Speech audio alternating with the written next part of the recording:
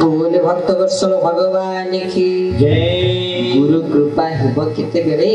सत्य देखिबी ए चर्म टळे केते बेले मो गुरु को कृपा हबो ये चर्म नेत्र भगवान को दर्शन करि पारिबे। कारण मनुष्य शरीर मिलिला जदि भगवान को प्रति भक्ति जागृत रानी जदि आजकल तो लोक माने भगवान को खामख्याली होले भगवान को कृष्ण को हरि को खामख्याली हां ठाकुर हां भगवान हां ठाकुर भगवान को भी खामख्याली होले तापर आजकल का पिला सब जेमितिया समस्त मोबाइल रे व्यस्त रहिले ठाकुर को डाकिबे केते बेले ठाकुर को नाम धरिबे केते बेले तो पिला मानकर ठाकुर प्रति जो भावना आजकल देखंतु। बाकी श्री हनुमंत लाल जी महाराज निजे जने परम भक्त थिले भगवान श्री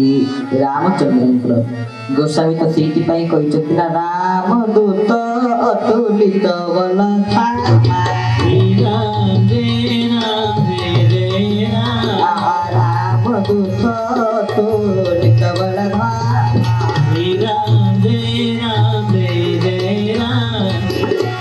कहते राम दूत अतुलित बल था माने रामकर दूत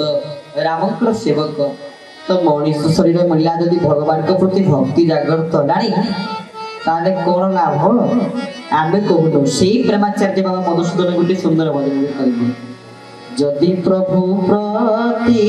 न जन्मिला भक्ति इहे गोपिंद रे पुराण थाई इहे गोपिंद रे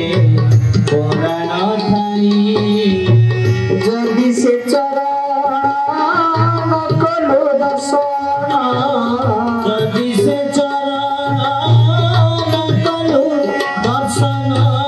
जदि से चरण कलो दर्शन जदि से चरण कलो दर्शन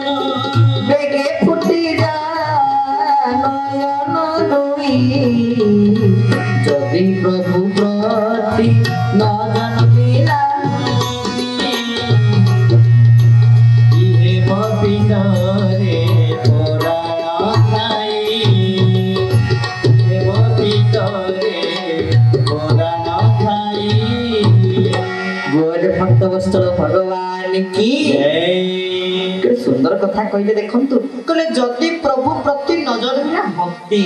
यदि प्रभु प्रति भगवान को प्रति भक्ति नजर मिला तले की हेबो पिंडरे पुराण थाई ताले पिंडरे पुराण थाई कि लाभ कोन यदि भगवान को प्रति भक्ति लाभ होइना यदि भगवान को निमंते भक्ति जागृत होई न थाए।